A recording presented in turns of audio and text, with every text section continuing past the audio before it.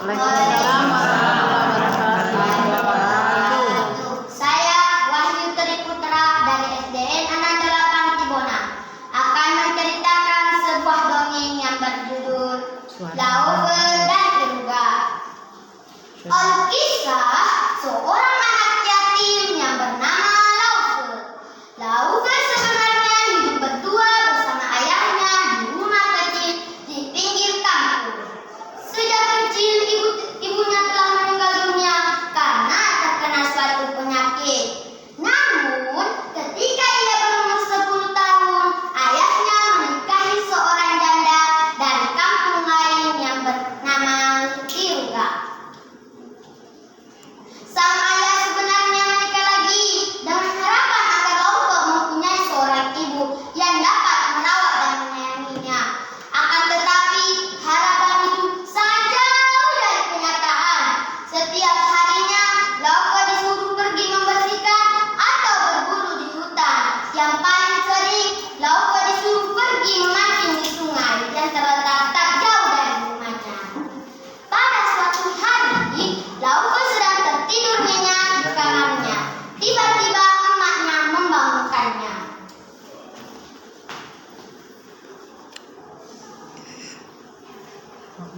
Bohong. Mak nang sini tuh. Laufe, kamu Laufe, pergi memancing di sungai untuk mak. Jangan pulang ya sebelum kamu mendapatkan ikan.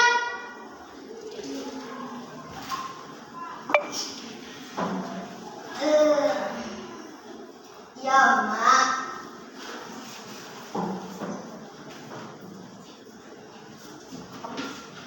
Laufe pergi dulu mak. Laufe pun pergi memancing.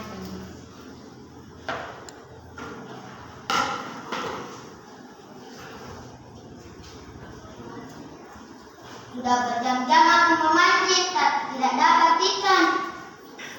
Wah, harus tak dapat ikan kalau tidak kena marah mak. Laufe pun terus memancing. Akhirnya, yeay, aku dapat ikan! Yeay, aku dapat ikan! Yeay! Suara siapa itu?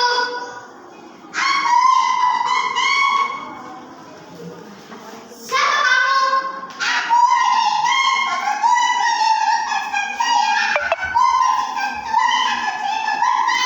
Baiklah, saya akan melepaskanmu. Baiklah, saya akan mengingatnya. Laufe pun pulang tanpa membawa ikan. Sesampainya di rumah, Laufe dimarah-marahi oleh emaknya.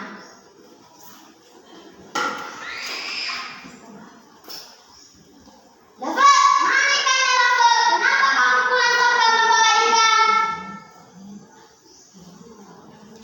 Maaf emak, tadi aku mendapatkan ikan, tapi aku melepaskannya kembali ke sungai.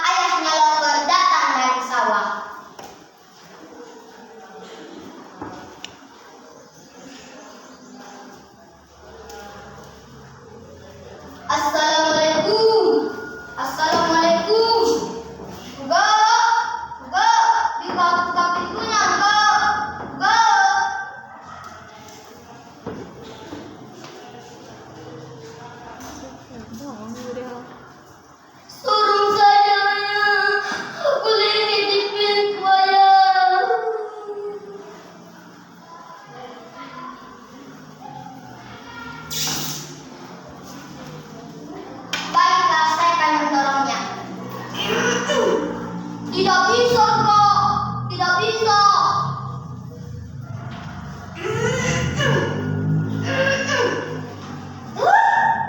Kenapa, Ruga? Kenapa kamu lingkit-lingkit seperti ini, Ruga? Kenapa, Ruga? Ceramah luar biasa. Kamu Ini semua gara-gara Lover.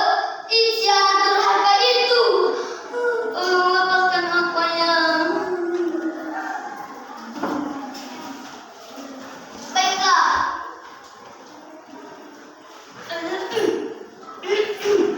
Tidak bisa, Ruga. Coba ceritakan kenapa Lover bisa melekatkan kamu di pintu, Ruga. Coba ceritakan, Ruga.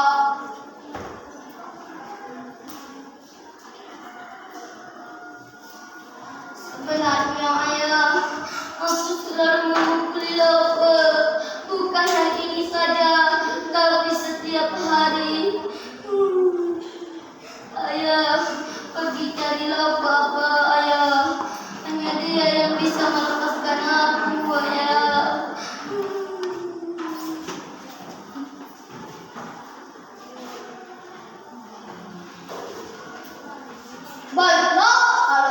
Baiklah, saya pergi dulu. Tapi ingatlah, kalau ada apa, kamu harus minta maaf dan kamu tidak boleh mengulangi perbuatanmu itu. Ayahnya Lover pun pergi mencari Lover. Lover, gimana kau nak? Pulang nak. Pasang dulu. Mana ya Lover? Wah, itu Lover. Lover. Ya, Pak. Pulang nak, pulang lepaskan ibumu nak. Iya, Pak. Lover minta maaf ya, Pak. Lover pulang kabur dari rumah karena Ama selalu memukuliku. Iya, nak, pulang nak, lepaskan ibumu. Lover dan ayahnya pulang bersama.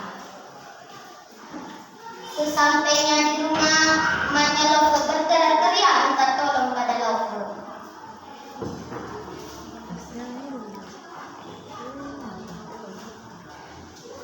Lover, tolong Amana, lepaskan Amana.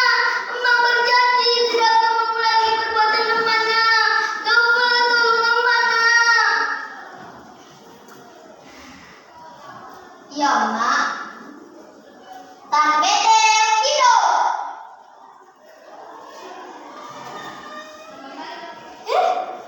Aku lepas. Yeay, aku lepas. Yeay, aku lepas. Yeay, makasih Allah. Makasih Allah. Makasih Allah buat telah melepaskan Amana. Makasih, nak. Ya, Mak. Emak minta maaf ya, nak. Emak selalu memukulimu.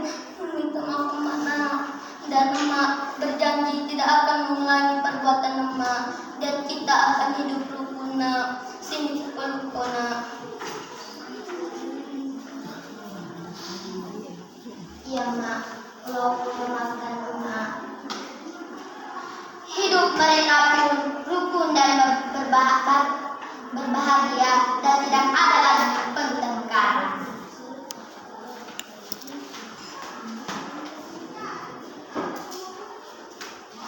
Beberapa tahun kemudian, Lover telah menjadi seorang pemuda yang sangat ganteng dan rupawan.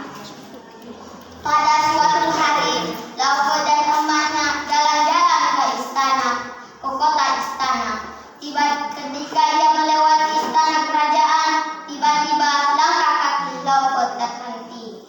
Ia melihat seorang gadis cantik yang sedang bersantai di taman. Wah, cantik juga ya. Aku terpesona. Apakah aku boleh berkenalan? Bersamaan dengan itu, si gadis itu pun menoleh ke arah Lover.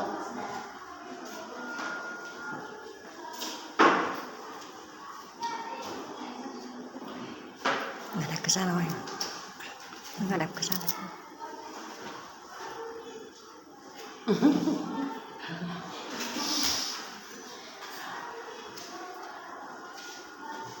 Hai gadis cantik, bolehkah kita berkenalan? Nama saya Lover dari Desa Subrang.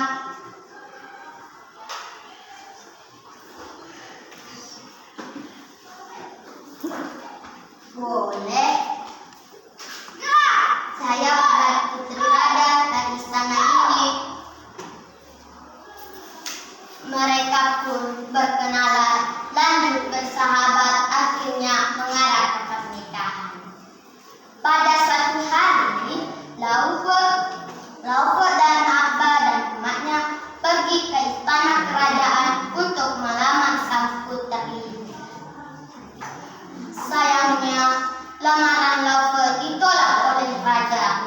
Alasannya karena Laufe dianggap rakyat biasa atau miskin, sedangkan putri adalah keturunan raja.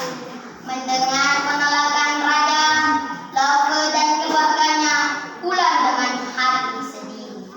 Sesampainya di rumah, Laufe memikirkan bagaimana cara untuk menarik simpati raja.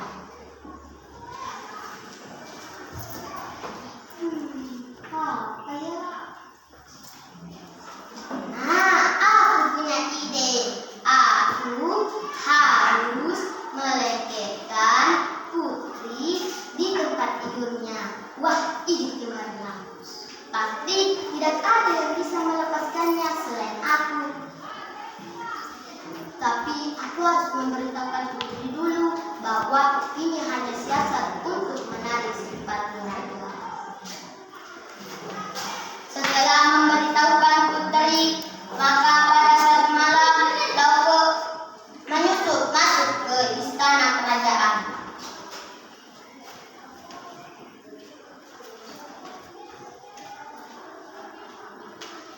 Setelah ia memasuki kamar putri, cepat-cepat ia melantunkan mantra saktinya. Wahai Raja Ikan, lengketkan putri dari tempat tidurnya. Tarbeter tidur. Laufe pun cepat-cepat meninggalkan sang putri. Setelah Laufe meninggalkan sang putri minta tolong. Tolong, aku lengket di tempat tidurku. Tolong. Maka gemparlah istana. Para seluruh rakyat istana pergi menolong melepaskan sang putri, namun gagal. Sang raja memanggil beberapa tabib terkenal, tapi beberapa tabib itu gagal melepaskan sang putri. Akhirnya sang raja memutuskan untuk mengadakan sayembara.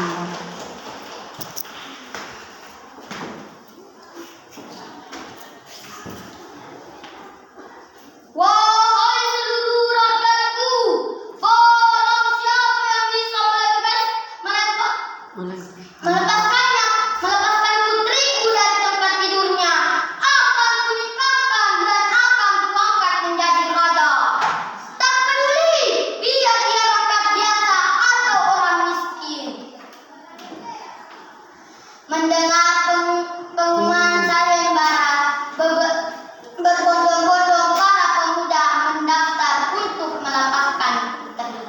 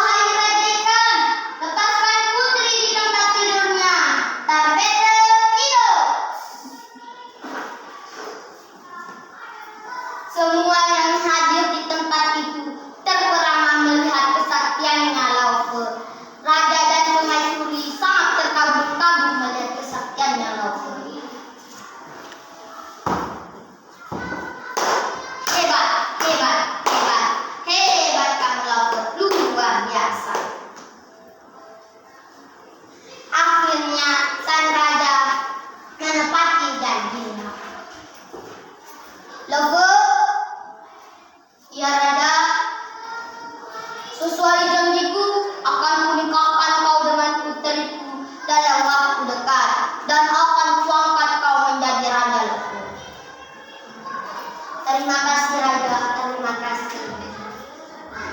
Sepekan kemudian pesta pun dimulai dengan meriah.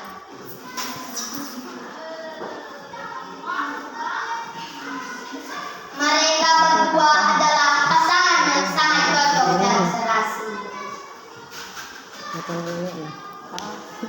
Beberapa tahun kemudian, Lako diangkat menjadi raja. Ada situ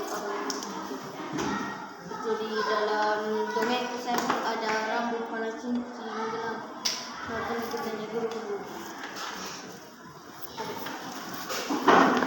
Sebelum saya mengakhiri dongeng saya, sebagai jeda cerita, teman-teman, kata Lauke dalam bahasa Bugis ada terdiri dua suku kata, yaitu La berarti seorang anak laki-laki dan Uke beruntung. Jika kata itu disambung menjadi satu, Lauke artinya seorang anak laki-laki yang beruntung.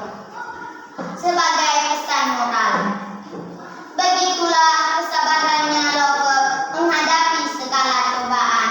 Akhirnya ia mendapatkan kebahagiaan di kemudian hari. Maka oleh karena itu kita harus